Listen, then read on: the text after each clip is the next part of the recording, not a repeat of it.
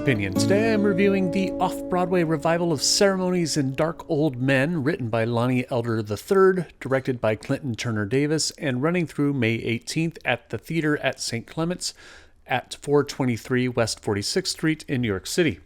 Hold ceremony over at my Patreon page, where you can, for as little as $1 a month, support my work here, as well as my classic cinema podcast, Yesterday's Matinee.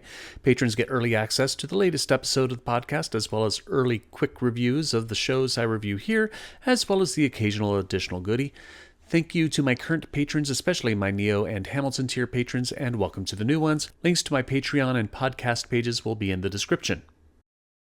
I'm getting old. I'm going to get me some money and I'm going to spend it. I'm going to get drunk and I'm going to dance some more. I'm getting old. And I want to fall in love one more time before I die.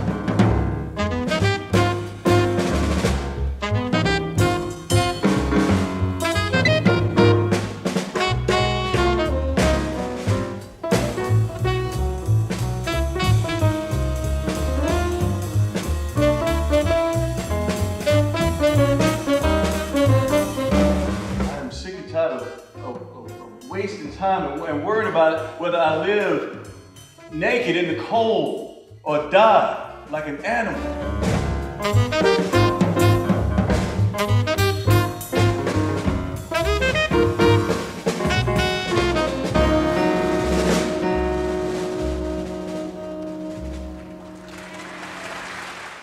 I love that black playwrights that were overlooked or disregarded in the mid-20th century, like Alice Childress and Lonne Elder III, are finally getting their due, though it is a shame that they were ignored or diminished for so long by the larger theater community. They are fantastic playwrights, and seeing Ceremonies and Dark Old Men for the first time, I totally appreciate that at least the Pulitzer Prize paid attention in 1969 when it was runner-up for drama that year.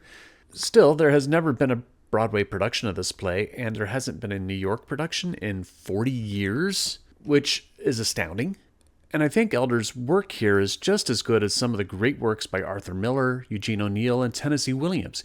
He captures the essence of the American pipe dream like his white contemporaries, placing it instead of at a bar or a suburban family home or the New Orleans French Quarter. He puts it in a barbershop/apartment in Harlem on 126th Street between 7th and Lenox Avenue. It's the 1950s, and Russell Parker, played by Norm Lewis, is disenfranchised with the world as he spends his days not cutting hair in his barbershop, but playing checkers with his friend William Jenkins, played by James Foster Jr. Not faring any better are his two no-account sons, Theopolis Parker, played by Bryce Michael Wood, and Bobby Parker, played by Jeremiah Packer. Theopolis is a schemer, while Bobby is a thief. The only family member who looks to keep the family fed is Russell's daughter, Adele Parker, played by Morgan Siobhan Green. When Theopolis devises a bootlegging operation with local gangster Blue, played by Calvin M. Thompson, the whole family gets wrapped up in turmoil as Adele is aghast by the idea, while Russell and Bobby are open to the idea of having a job where they don't have to work for, quote, the man. Greed makes things seem so splendid at first until hubris and naivete take their hold on the characters and tragedy strikes. Elder's dialogue is sharp, witty, and biting in an indictment of a capitalist society that has abused the black community to the point of apathy and criminality, and the foolishness of black people who choose to self-destruct the community further through the perpetuation of stereotyped criminal expectation, which only leads to further decay of their culture. It's bold playwriting for 2025, and I can only imagine how earth-shaking it must have been when it was first premiered in 1969. Harry Feiner's scenic design is excellent. I love the layered depth of the stage, the worn-down atmosphere of the barbershop and bedroom beside it. Having the upstage wall of the shop open for the audience was a great choice to allow for upstage blocking and action in the relatively small stage at St. Clement's. Jimmy Lawlor's lighting design creates a dark and grim atmosphere at times that brings shadow through the alleyway behind the barbershop. I don't know if it was intentional or not, but there was a light that turned on and off at points during scenes upstage. It was so unusual, and it felt like there might have been a short in one of the units, but it felt so organic my imagination decided to interpret it as someone turning off their light in a neighboring apartment. Isabel Rubio has made some great costumes. Blue's suits are sharp, and when Theopolis gets to work on the bootleg liquor, he is appropriately dingy and gross. Great work. The cast is mostly strong, but it did have a couple weak points. Now, I love Norm Lewis. He's an all-time great, but he was off the night I was there, fumbling lines early on in the show. He seemed to gather himself as the play progressed, but it seemed like he was a little off his game that day. His Act 2 was better, as he gave Russell a tragic naivete that gets him in more and more trouble as he lacks any self-control and his inhibitions start to run wild. I would have liked to have seen some more depth in Packer's performance of Bobby. He has a turn in Act 2 that I would have liked to have seen more subtext developed in his performance in Act 1.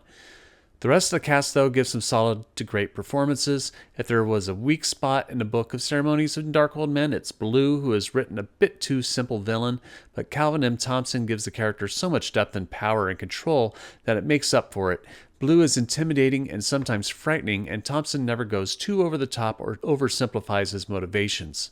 Morgan Siobhan Green is also wonderful as Adele, who knows she is in trouble if she leaves her family and is in trouble if she stays, and she bears that burden that Adele has to carry. Bryce Michael Wood gives a solid turn as Theopolis, who plays the role like a bulldog who doesn't want to give up the perceived bone that Blue has thrown him. Felicia Boswell gives a delightfully nuanced performance to an otherwise simple role as young girl, a woman who comes home with Russell late in the play and attempts to take advantage of him. The real delight for me was watching James Foster Jr., though, who gives Jenkins a sad, tragic walk about him. He's not happy with the world around him, he's not happy with the life he has, but Foster Jr. finds the strength within Jenkins to keep him going while holding that dark sadness within him. Ceremonies and Dark Old Men is a beautiful piece that deserves to be in the lexicon of great American tragedies, right next to Death of a Salesman and The Iceman Cometh. This production is overall great, with a couple of weak points in the performances, but go see Ceremonies and Dark Old Men before its run ends. Also of note, St. Clement's air conditioning is not the best, so try to get a performance on a cooler day. But I am only one man's opinion, so be sure to leave yours in the comments below. If you'd like to see Ceremonies and Dark Old Men, I'll leave a link in the description where you can get tickets. Also in the description will be links to my Patreon and podcast pages, as well as my social media handles where you can support my work. You can also support me by liking and sharing this video, subscribing to the channel, and clicking the notification bell to be alerted to future reviews. My next review will be of Thronestone's production of Fool's Paradise. Thank you for watching, and I will see you at the theater.